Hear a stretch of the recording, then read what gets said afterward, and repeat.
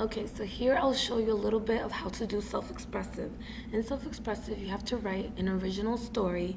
I would say I should have a beginning, middle, and end. So I would recommend doing a plot diagram before you start to know how your story will go from a different character's point of view. For example, in Thank You, Ma'am, it is written from the author's third person point of view. The author is telling the story. So we don't get the thoughts of neither Mrs. Jones or Roger. So you can decide, so you need to write a story from Roger's point of view because although it isn't told from Mrs. Jones' point of view, it is biased towards Mrs. Jones. The most of the thoughts and feelings we get are from Mrs. Jones. So you would go to your task quotations folder, create a document,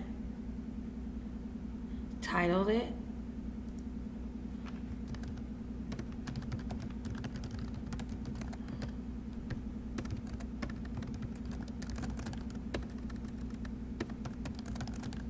just like that.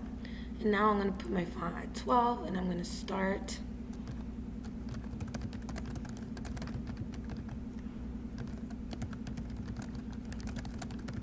Something like that.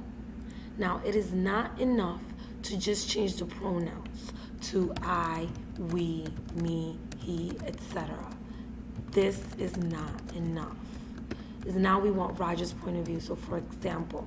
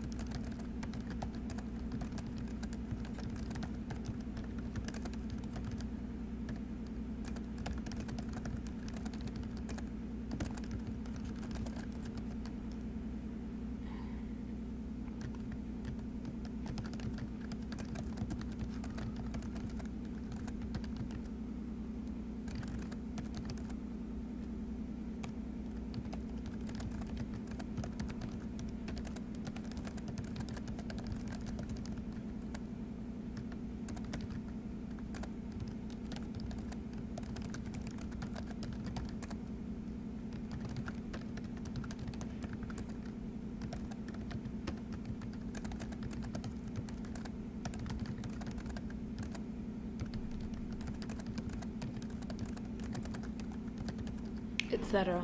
I'm not going to finish the story, but towards the end of your story, you might end where Roger is in Mrs. Jones' kitchen and he's learned a lesson. We need Roger's thoughts and feelings.